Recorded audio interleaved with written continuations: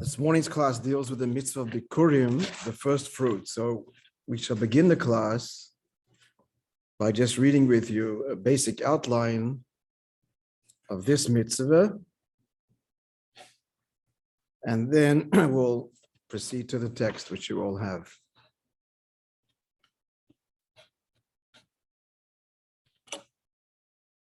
So the Torah commands to bring Bikurim. Bikurim means first. First fruits have to be brought to the Beis HaMikdash. Here is a description of this commandment. It is as follows.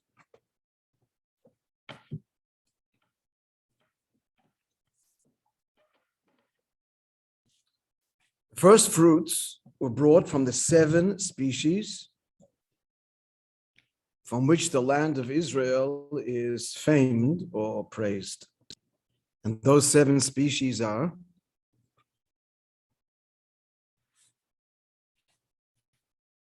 wheat, barley, grapes, figs, pomegranates, olives, and dates.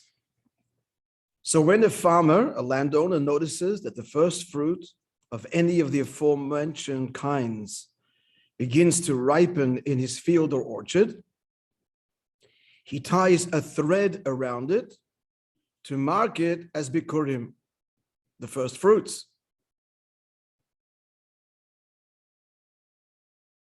He waits until the various kinds of fruits, the aforementioned, well, wheat and barley aren't fruits, a better word would be produce.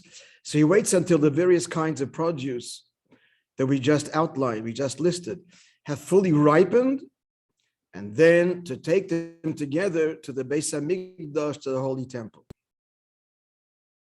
If he estimates that some of the fruit will decay before he begins his journey, he preserves them. For example, he converts fresh figs into dried figs and grapes into rojinkes, raisins. Even though he need only give 1 fruit for Bikurim, the more he adds, the greater the mitzvah. Bikurim are accepted on high, as we will hear, annually by the Kohanim representing Hashem between Shavuos and Chanukah. So it's throughout the entire summer till Chanukah, or into winter already. The fruits must be brought to the Beit HaMikdash in a container, such as a basket, and preferably each species placed in its own container. If they must all be put in one container, the procedure is as follows. The barley at the very bottom, above it the wheat, then the olives, the dates, the pomegranates, and finally the figs at the very top. Between each layer of fruit is placed a divider, such as leaves, and the very top layer is surrounded with a cluster of, the one thing we didn't mention, grapes. How were these brought to Jerusalem? So here's a beautiful description that comes, I won't read all of it, but it comes from the Mishnah from the Talmud. As you will hear, this mitzvah was performed with great pageantry and joy and fanfare. Here's the description. The cities of Eretz Yisrael were grouped into districts. Inhabitants of every town in each district would assemble in one place and travel together to Yerushalayim to bring their Bikurim. The reason for that, of course, is unity. Or in the words of our sages, the king's glory is in a multitude of people. Baroiv am hadrat melech. The travelers would rest at night in the open fields. Why? To avoid possibly coming in contact with a corpse, which renders them, being under the same roof, and their produce ritually impure, and they could not enter themselves or bring their fruits to the Beis HaMikdash. So to avoid that, they would spend the night in the open. In the morning, the leader would announce, "Arise, let us go up to Zion, to the house of our God." An ox, which would later be offered as a offering, a korban, a peace offering, a shlomim. There are different kinds of offerings. This is a category called the peace offering, which we won't go into now, but we're making reference to it. So this ox would walk in front of the procession, its horns covered with gold, and a wreath of olive leaves decorating its head. The travelers recited the first verse of chapter 122 of Tehillim. "I was happy when they said to me, 'Let us go to the house of Hashem.' Samachti ba'omrim li, bo'yo nelech lebeit Hashem." Flutists provided musical accompaniment until the procession reached Yerushalayim. The travelers stopped at the gates to arrange and decorate the Bikurim, as we described earlier, meanwhile sending news of their arrival to the city. So now they were welcomed by a number of Kohanim, Leviim, and treasurers of the Beit HaMikdash who came out to greet them.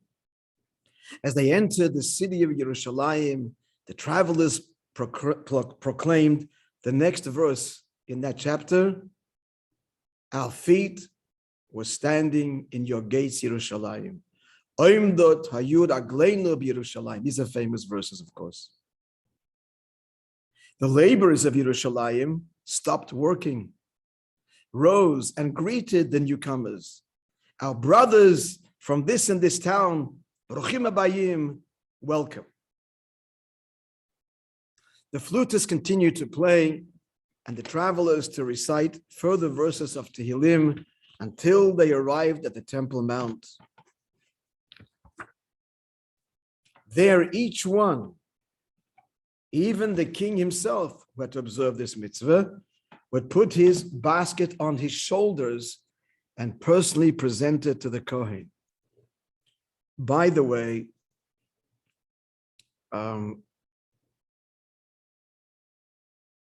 this seems to be what I'm going to tell you now, entirely unrelated, but really it is related. We won't go into the depth of it now because we have a subject at hand. We just want to tell you, we should never have to do this, and you probably have never seen it. But it's the way that many people would bring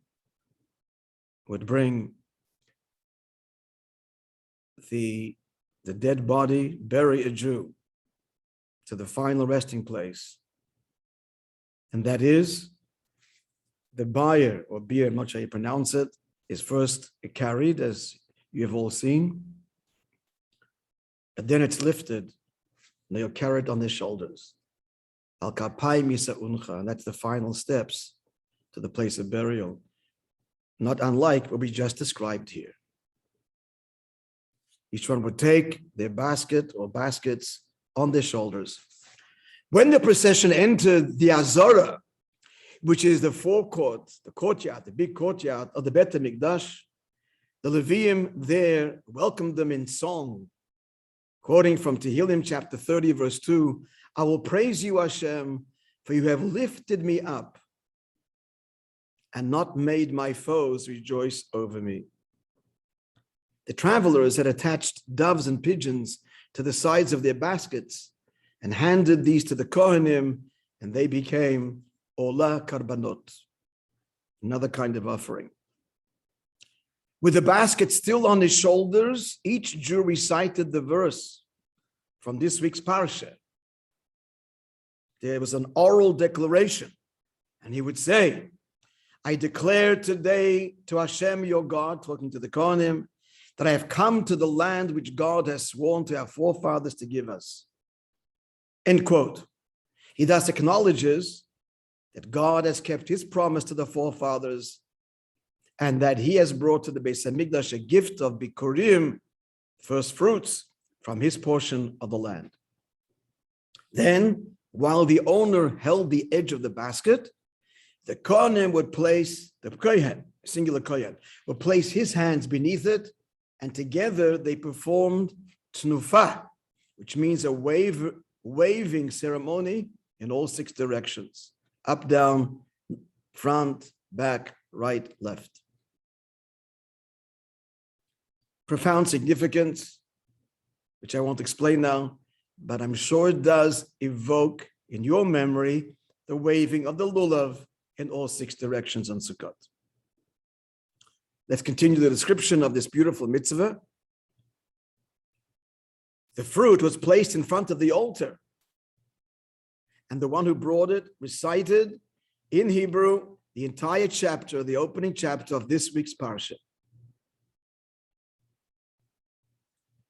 He says that later, unfortunately, when many Jews were ignorant and could not read the Holy Tongue, or perhaps could not read altogether, not to embarrass anyone, the sages enacted that there be a special reader who read this on behalf of everyone, whether you knew or not. Similarly,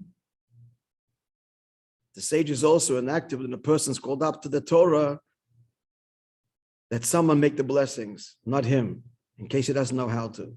Today we have phonetics, everybody can do it. But there was a time when not everybody could read Hebrew or knew Hebrew. Not to embarrass anybody, it was always a third party, another person that read the blessing, similar to this declaration that every Jew had to make. And I'll tell you what the declaration is in a moment. And by the way, that's also the reason why the Amidah is repeated by the Shliach Tzibur, by the one who leads the prayer service. It was enacted at a certain point in history because people didn't know Hebrew, didn't know how to pray. Even in another language, not sure what to say. And so to avoid, it's an incredible message here, to avoid embarrassing anybody, they instituted the universal practice of a Shliach Tzibur repeating the essence of the prayer, which is the Amidah. Okay, back to the declaration. What's being said now? It's a relatively long passage, and it recalls, as we started to mention earlier, God's kindness to the Jewish people. The offerer acknowledges his gratitude for all God has done for him. The text recalls the hardships and affliction of our people to come to Israel, the slavery in Egypt, and before that, Jacob at the hands of Laban, of Lavan. This is all recalled because in order to appreciate one's good fortune, one must be mindful of one's past misfortune.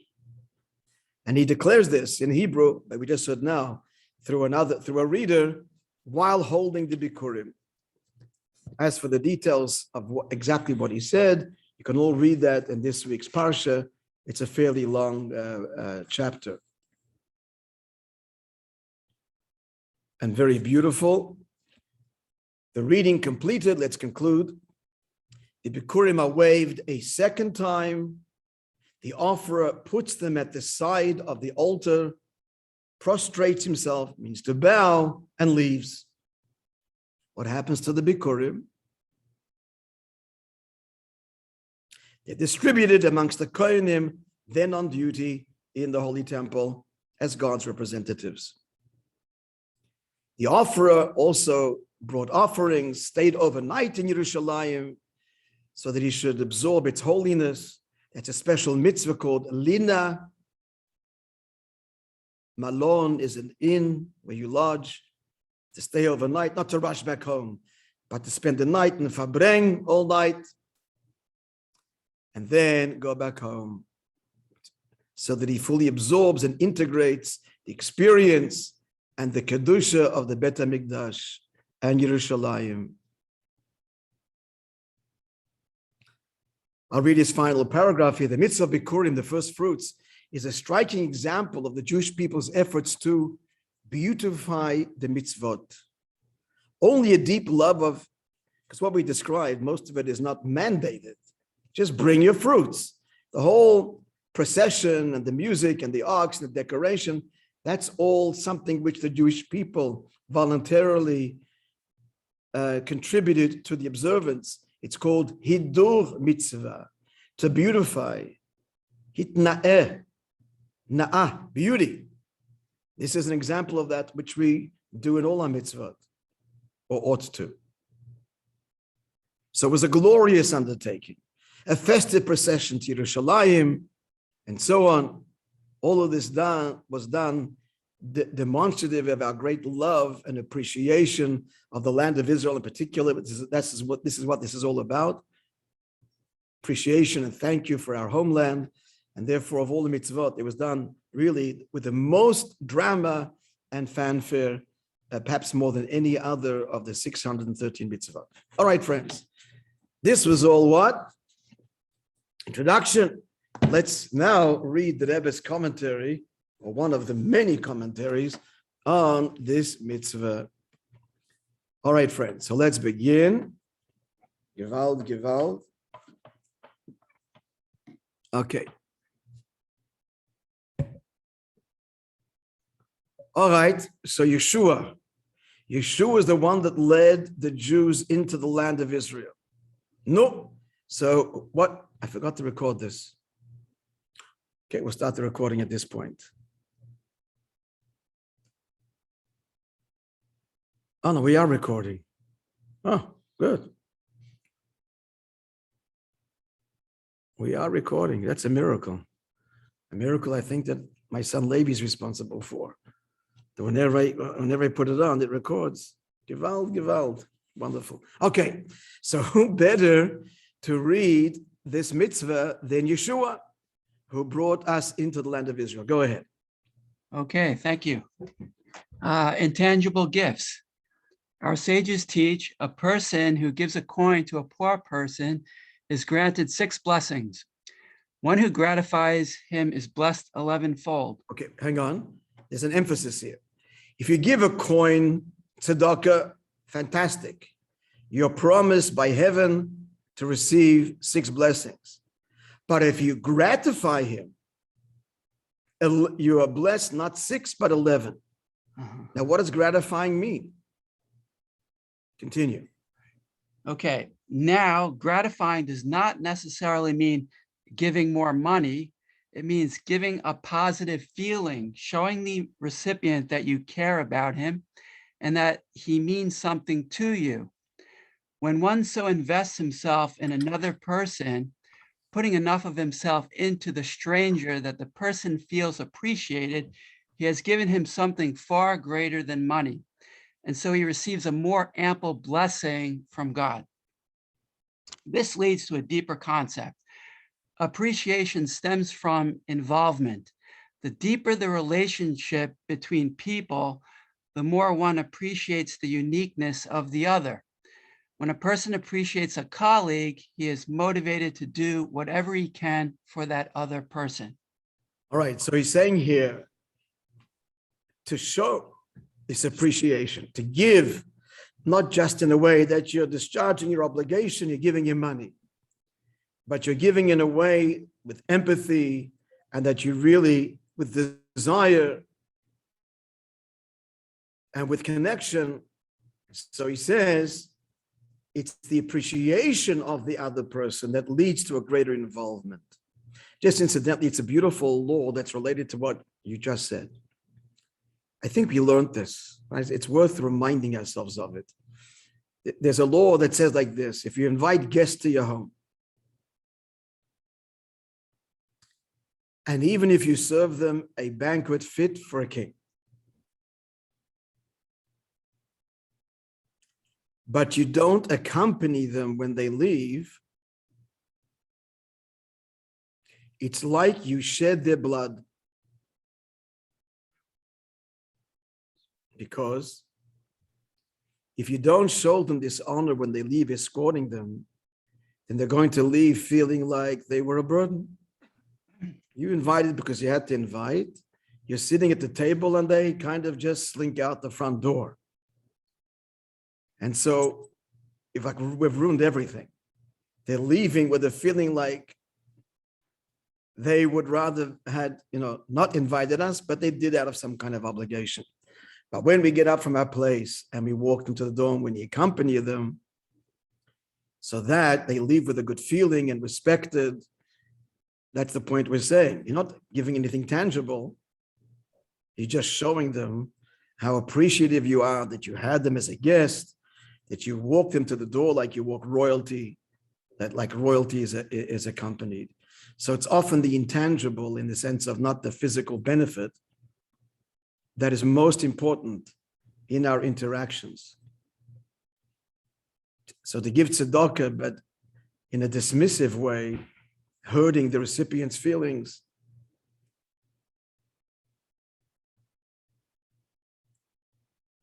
maybe better to give than not to give at all, but still, the way truly to give tzedakah is in a way of involvement and connection. Okay.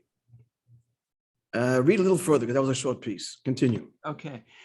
Appreciating God's kindness. These concepts apply not only to our relationships with our fellow man, but also to our relationship with God. One of the major thrusts in Judaism is hakarat hatov, appreciation of the good which God constantly bestows upon us. And as with appreciation of our fellow man, the emphasis is on appreciating not only the material dimension of God's kindness, but also the love and care which he showers on every person.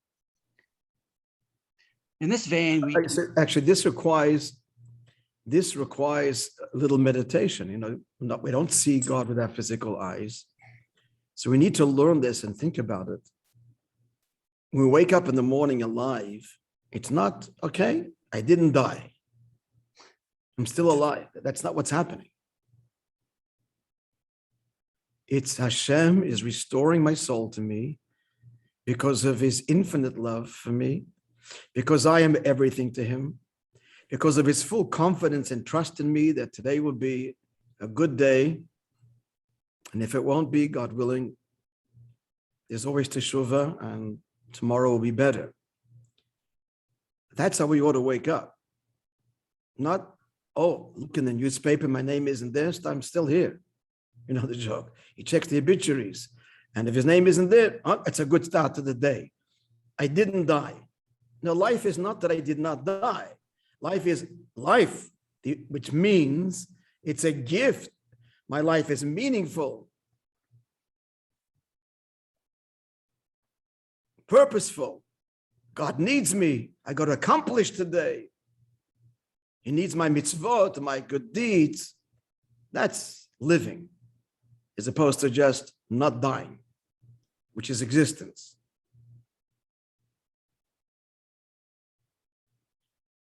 Yeah, there's a beautiful teaching of the Rebbe's father. Anyway, some play on the words in Hebrew a little bit.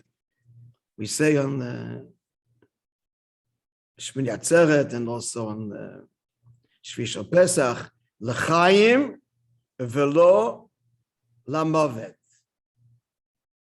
It's with a patach instead of a sheva. So he explained the deep meaning. We're asking and we're saying it should be life and not death. Velo lo mavet. Not that I'm existing. I'm not dead. No, life. Feel the love. Feel how important I am. How I'm everything important. I'm everything to Hashem. How it's a gift. How much Hashem loves me. Let's continue. In this vein, we can understand the sequence of our Torah reading, Parshat Tavo. Okay. The reading begins by describing the mitzvah of Bikurim, the first fruits, which the Jews would bring to the Beit HaMikdash, and shortly afterwards speaks of a covenant concerning the entire Torah. Well, okay. He's asking you a question. The opening section of the Torah we just read, and I read the background in more detail, is the mitzvah of Bikurim. Okay, fine. The next section talks about a covenant with God about all of the Torah. The Krisut Brit. The Rebbe is asking, why does one follow the other? Why does the covenant with Hashem, which addresses all of Judaism, follow after this particular mitzvah, the mitzvah Bikurim? Understand the question? The sequence. Everything in Torah is precise. Bikurim is one of 613 mitzvot. It's a beautiful mitzvah. Fine. But it's only one of them, of all of them. Why is that the introduction to the global, eternal covenant with God that embraces all of the mitzvot? Answer. The mitzvah of Bikurim was instituted to show that our gratitude for the good God has granted us and to display our appreciation to him for granting us all the blessings of this world. And this appreciation is not expressed merely by words of thanks, but through deed. A person would select his first fruits and make a special journey to bring them to Jerusalem to show his thanks to God. Moreover, the first fruits would thereby become consecrated, indicating that a lasting connection to God's holiness had been established. Herein lies the connection to the entire Torah. For in a larger sense, every aspect of a person's life can become Bikurim, an expression of thanks to God for his goodness. At every moment, a person is standing before God and he can demonstrate that all of existence shares a bond with him. All right, so the answer why Bikurim introduces the covenant for the entire Torah, because that's really what every other mitzvah is about. All of them. It's about two things. I'm going to spell it out for you. Gratitude and sanctification. Bikurim is thank you for my homeland. I dedicate and sanctify my fruits. That's exactly what every mitzvah does. Whether it's Shabbat, whether it's Tefillin, whether it's mikveh, whether it's Yom Kippur, whether it's Pesach, it's all gratitude, and I sanctify this moment, this place, this aspect of your creation, of my body, of my environment. So it's kind of representative, really, of all the mitzvot, which is founded on gratitude, and therefore, I shall sanctify this moment and reveal your presence within it. That's what this mitzvah Bikurim does. Be clear? All right, so that's that. Now another level I see. So Peggy, would you mind reading for us? More than just a physical land. As a preparation for the mitzvah of Bikurim, the Torah tells us, Ki sava el ha'eretz, and when you will enter the land that God is giving you as a heritage. The ability to bring Bikurim depends on entering Eretz Yisrael, the land of which it is said, the eyes of God your Lord are upon it from the beginning of the year until the end of the year. So now he's going to explain that in order to experience and express gratitude, one must first enter into the land of Israel. He means this, of course, spiritually now, because this is symbolic of all the mitzvot. And he's going to explain, I presume, what is meant by entering into the land of Israel daily on a spiritual level, in all places and at all times. Let's see. Continue, please.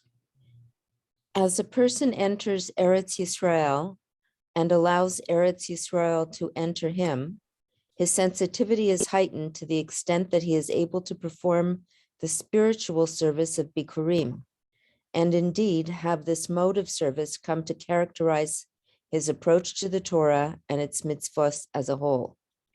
All right, so he's just saying, and I hope he's going to explain this, I'm just looking ahead. A complete entry. Yeah, okay, yeah, it looks like it. All right, yeah, he's going to explain now, what does it mean to enter into Israel and to allow Israel to enter you? Please continue, yeah. A deeper understanding of the above concepts can be grasped by considering the halachic implications of the word savo, meaning enter. Which is the opening word of this commandment. When you enter the land, you shall bring your first fruits. What does it mean to enter? Continue. Halachically. Go on. Our sages explain that this word implies coming in entirely without any portion of the body remaining outside. For example, with regard to the contracting of impurity from a house plagued by tsaras, the discoloration associated with leprosy, it is written, "One who enters the house will become impure." On this basis, our sages rule that a person's entire body must enter the stricken house before he is rendered impure. So what he's establishing here is that the word enter means fully. If there's a part of me that I reserve and remains outside, then the whole mitzvah of Bikurim, the gratitude, the sanctification does not follow.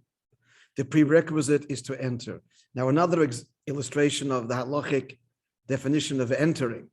The example was of the tzarat. Now another one, continue.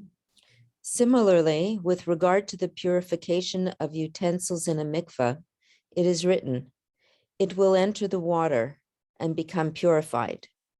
This proof text is interpreted to mean that the entire utensil must be submerged at one time. The same law applies with regard to a person. One's entire body must enter the mikveh. If even one hair remains above the water, the immersion is ineffective. So conclusion, ki tavo or ki savo in the Ashkenaz pronunciation, or tavo, it doesn't just mean, a casual encounter. It means to fully enter. Two illustrations, one of the tzarat and the other of the mikveh. Now let's apply it to the case at hand. Continue. In this vein, Kisavo entering Eretz Yisrael to bring the first fruits means coming fully into the land. Therefore, the verse mentions not only entering Eretz Yisrael, but also that you will take it as an inheritance and you will settle it. For until the Jews took Eretz Yisrael as a heritage and settled the land, their entrance was not complete. Only after they had settled the land could the atmosphere of Eretz Yisrael penetrate their thinking processes sufficiently to motivate the appreciation expressed by bringing of Bikurim. All right, so now what he's adding here is our sages, therefore, appreciating that the word kitavo, kisavo means to fully enter. That means even beyond physically being in the land. The mitzvah of Bikurim did not begin until everybody had entered their place. In other words, 14 years later, because it took 7 years to conquer and 7 years to divide the land amongst the tribes and each family, each clan. So now we're saying, we're just expanding on this notion of entering. It means to settle, to make it personal. In other words, your own portion of land. In order for Bikurim to begin, there must be a personal connection where one enters fully, not leaving part of ourselves outside disconnected. You can't have gratitude if you're not fully invested. Let's read further and get more insight. Thank you, Peggy. Robert Burke, please read for us. The whole and its parts. The whole and its parts. The above discussion also enables us to understand a difference of opinion among our sages regarding the point in time at which the Jews became obligated to bring Bikurim. All right, so it's a matter of dispute. I spoke in general. Let's see their argument. The Sifri, in its exegesis of the phrase, "and when you will enter the land," states that the Jews were required to bring the first fruits immediately. As soon as an individual received his own portion of the land as a heritage, states the Sifri, he was required to bring the first fruits. So as long as you personally have entered and you have gotten your allotted portion of the land and you're cultivating it and you've got your first fruits, bring it to the sanctuary. As opposed to what? Continue the Talmud, another view. Both, of course, are legitimate. The Talmud, however, states that the obligation to bring the first fruits did not come into force until after the completion of the 14 years during which the Jews conquered Eretz Yisrael and divided it among the 12 tribes. so even if an individual, and many did, towards the end, 99% had their land, settled it, and were working it for years. But the Talmud says the mitzvah doesn't begin until everyone has received and settled their land. So it kicks in at once for everyone after the 14 years. Whereas according to the Sifri, which is another part of the Talmud, as it were, it was very individualistic. When you got your portion, you're obligated to bring Bikurim. Let's understand this dispute spiritually. Continue. The difference between these two approaches is the extent of entry which is required. The Sifri maintains that as soon as each individual receives his portion of Eretz Yisrael, his entry into the land is complete, and he is required to bring his offering. The sages of the Talmud, by contrast, maintain that until the entire Jewish people take possession of Eretz Yisrael, no individual's entry is complete. Only after every member of the people is settled in his home can any individual be considered to have entered Eretz Yisrael in the full sense. So you can see there's not an argument, it's two levels. There is a level of entry on a personal level, but that's not enough. I have found Yiddishkeit and fully integrated, but I do not endeavor, that's one level of connection and it's valid and true. But if I have not yet, and not endeavoring to share it with every other Jew, then I haven't fully integrated yet either. That's the next level of integration, of fully entering, which means therefore of thanksgiving as well. So let's continue the text. You can read one more section. 2 levels of thanksgiving. 2 levels of thanksgiving. Alternatively, it can be explained that these 2 opinions refer to 2 phrases in the expression of our appreciation to God. To cite a parallel in our daily service, as soon as we arise, we begin our day with the Modeh Ani, the statement of thanksgiving to God for returning our souls from the small death of sleep. This expression of gratitude is natural and spontaneous, emanating from the essence of the soul. Nevertheless, it is underdeveloped, for it is not being cultivated by thought. It's kind of instinctual. Thank you. I woke up. Thank you for giving back my soul. That's like that first point of entry. Then we continue. We don't stop with our thanks there. Next level, the Talmud's level. That was the Sifri. Now comes the Talmud. Continue. In our prayers, which culminate with the Modim blessing of the Shemona Esra. So now we're praying, we've meditated, and ideally we're praying in shul with others, not a personal thanks. Now it's a more collective thanks. Continue. We offer a more complete expression of thanks. The soul's intuitive feelings of gratitude are enhanced by our prayerful, conscious meditation on the manifold blessings we enjoy.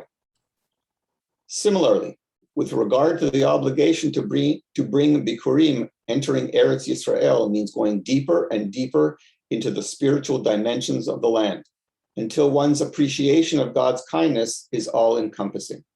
This cannot be done immediately, but rather requires a long-term commitment to growth and development. Okay, thank you. He hasn't mentioned it. I should point this out. The land of Israel in Torah is referred to as the land, period. Certainly Israelis refer to Israel that way. Aretz, that's it. They don't have to say which land, which country. The land, that's Israel. Our sages say, why was the land called earth? Why is it called Aretz? Why is that its name? Answer, the word Aretz hints to the word Ratzta, Ratzon, for she willed, the earth wants to fulfill the desire of her creator. The earth is the symbol of humility, receptiveness.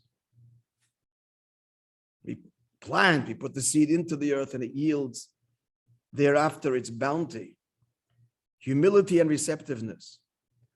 Eretz Yisrael, therefore, is the ultimate, or ought to be, the ultimate in the desire to do the will of the Creator. So entering into Eretz Yisrael in these two phases, individually and collectively, and as you said, within the person's personal thanks, the Moda Ani, and then the elaborate thanks of the morning prayer, is after entering my will. What's my will? What do I want in life is you, and that your will be fulfilled. Okay, final paragraph, final section. I will ask Ricky to read.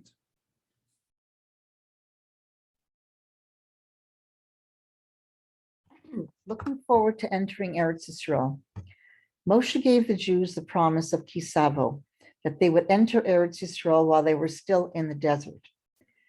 This phrase serves as the name of the entire Torah reading. For the promise that we will enter Eretz Yisrael is sufficient to inspire a commitment to observe all the mitzvahs mentioned in the reading. Similar concepts apply today, for we have been given the promise that we will soon enter the land that God is giving you as a heritage, led by Mashiach. The awareness of this promise should inspire a commitment strong enough to overcome the remaining challenges of exile. And this will lead to the time when we will again bring our first fruits as offerings to God in the Beis HaMikdash, thanking him for all his kindness. Yeah, so he's saying that, basically the promise we got, he's referring to the previous Rebbe, and not just the previous Rebbe, but all the great sages of the previous generation. And today, the current rabbis are echoing this promise that we're at the end of exile. Final darkness is about to give way to the greatest light. So just like the Jews got the mitzvah